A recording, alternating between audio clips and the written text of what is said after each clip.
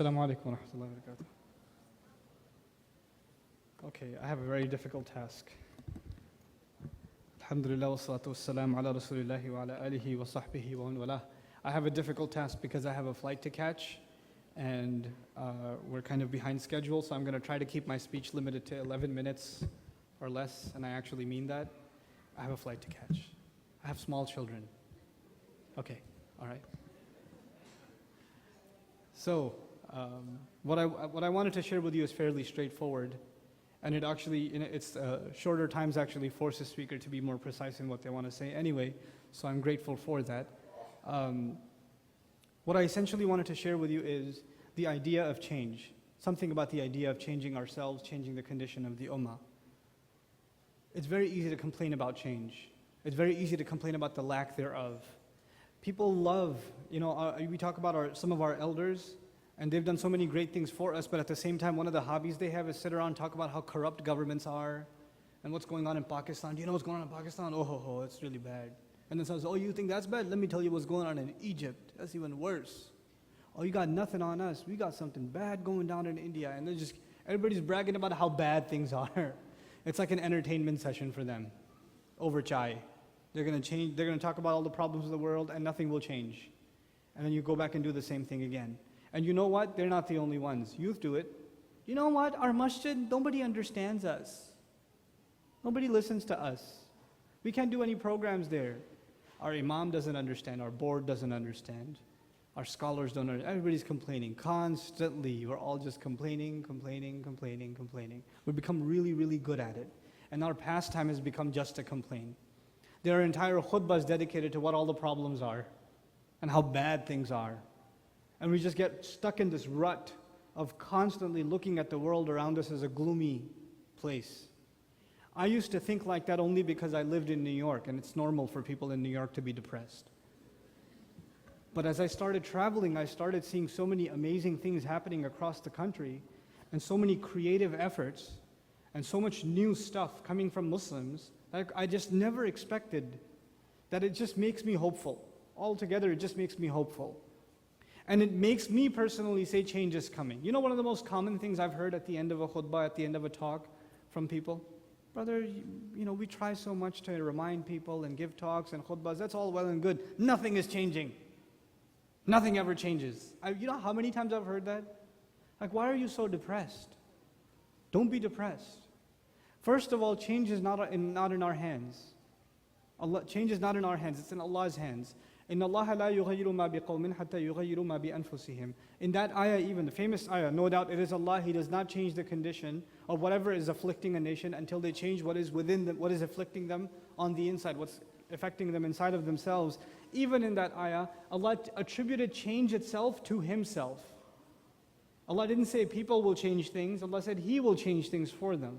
They just have to make a change inside of themselves. So that's really what I want to focus on. How is it that we can bring a change inside of ourselves? The real battle all of us has is against our own self. Your worst enemy is like your best friend, it's yourself. No one else. No one knows you better than yourself. If there's one person that knows all of your flaws, all of your weaknesses, all of the things you could be doing better, all the times you waste, all the things you shouldn't be involved in but you are anyway, all the bad habits you have, the ones that are known to others and the ones that are not known to others. If there's someone who knows that really, really, really well, it's you. It's you. And you have to learn, and I have to learn to be hard on myself. It's very easy for someone in my position to get used to people saying, brother, great speech, thank you so much, alhamdulillah. And then shaitan comes from behind and says, hey, pat yourself on the back. And you say, yeah, that was a great speech, wasn't it? That's right. And that might happen to you. You're at an MSA, you're at a masjid, you're helping out, people appreciate what you're doing, then you say, yeah, I'm pretty good over here. I'm doing all right. Everybody appreciates what I'm doing. We have to learn to constantly be hard on our own selves, to constantly look in the mirror. Psychologically speaking, people present a picture of themselves to the outside world. People, especially it's problematic for public speakers because, most of the time, most of you see me and people like me on a stage. We're giving a talk about Islam, but I don't always do that. I switch it off when I'm off of here. I play with my kids. I don't give them khutbah. You see what I'm saying? But then people see you, because they've always seen you in a certain light, they see that's all this person is going to be. Right? And that kind of, on some people, it puts a pressure on them to act a certain way in front of others. To look a certain way, act a certain way. And that might be you.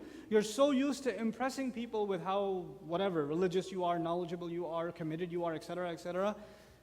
And you're constantly putting up this face that you start convincing yourself that's who you really are. We have to be able to be honest to ourselves if we're going to talk about change.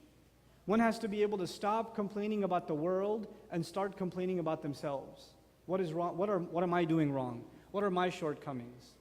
What are the things that I look at myself and I say, what, if there were 4 or 5 things I could change about myself, if I could just do 4 or 5 things differently, what would they be? What would those things be that I wish I changed? What are some things I wanted to accomplish last year and I never got to? I really wanted to though. I wanted to memorize like 2 more surahs. I wanted to study something. I want to finish reading that book. I never got around to it. But I really wanted to do it.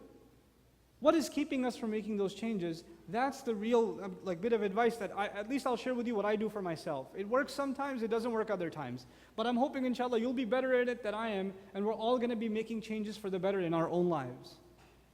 What I do for myself is basically ask myself a very simple question. I have 2 kinds of days. You said myself. I have days where I'm home and days that I'm traveling. I've divided my life into 2 kinds of days. Days when I'm traveling and days when I'm home. And there are failures, because days that I'm home are all the same. Whether it's last week or the next week or 2 years before or 2 years after, it's going to be similar. They're all going to be the same. And the days that I'm traveling are all going to have similar things in them. There's going to be going from home to the airport and getting onto the plane and passing out, and then the flight attendant waking me up to get off the plane. All that's going to be the same every time. There's going to be repetition. And in each of those 2 kinds of days, there are some things I could do better. There's some way I could use my time better. I could be more productive in some things. How do I make more use of that day? How do I make it more productive? That one day. You can fix one day, you fixed your whole life. If you made one change to today, that means you've made that change for the rest of your life. For you, many of you, it's like weekdays and weekends. Your weekends are the same way every time. Your weekdays are the same way every time, right? Fix your weekdays. This time is for salat. Right after that, there's this time for Quran. There's this time for me to learn something. There's this time for me to get my homework done or whatever it may be. Discipline your life. Make that change in your life. You know what else people fail to do? That's coupled with that. That's most common, and I personally have trouble with that also. And it's one of the hardest things to do is to maintain balance in your life. To maintain balance. Because we're pulled in many different directions. Our parents want our time. Our husbands and wives want their time. Our children want their time. Our career wants its time. Our friends want their time. Our masjid wants its time. Ourselves, we want to just be left alone. We need some time to ourselves. We have all these different poles, right? And it's really important that we maintain a balance between all of these different poles. And a lot of times, we fail to do it. And when we do, we end up wronging one thing or another. This is the biggest change you can bring in your life to create balance. There are people who give their wife a lot of time and their parents no time at all. There are people who give their parents a lot of time and they spend no time with their wife. There are people who are so bent upon fixing their career, they are almost not even existent in the lives of their children. It happens. And then there are those interesting characters who don't want anything to do with home, so they volunteer at the masjid all the time. I love masjid volunteers, but the guy says, hey, I'm going to put up the chairs 3 days before the program, and I'll even sleep here. There's a problem at home. Go home. Get some balance in your life. Right? We need to we have to really assess honestly in our lives, what changes do we have to make? And really changes to me is what you give time to. I mean, the real asset all of us have is time. That's really all we have. And if we're utilizing it properly, our lives have moved towards the better. And if we're not, our lives are moving towards the worse. That's essentially what it boils down to. We have to become people that we make productive use of their time. That don't become people that waste time. Even if you want to play sports or relax or whatever, there should be a time for that. It should be specified. It should be something disciplined. Allah tells us the sun and the moon, they follow an order. All of the acts of worship that we do in Islam somehow fall upon the sun and the moon. The prayers dependent on the positions of the sun. Eid and Ramadan and Hajj on the moon.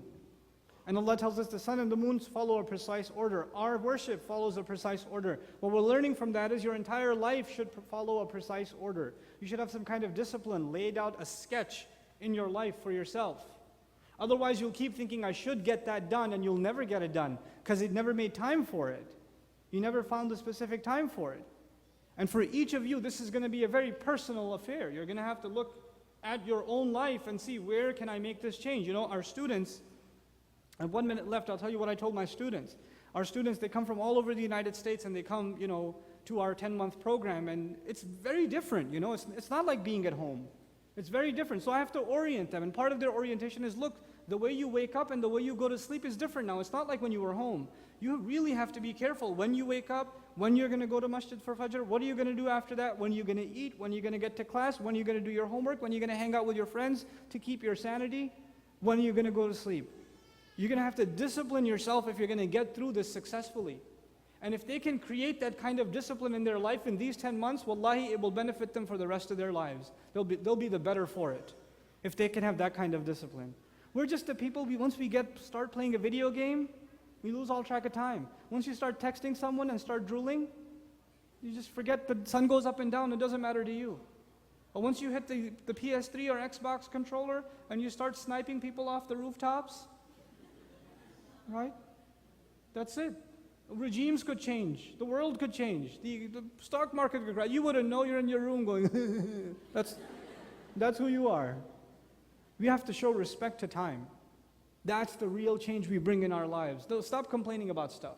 All of that will happen when you personally bring a positive change in your life, and that of disciplining yourself.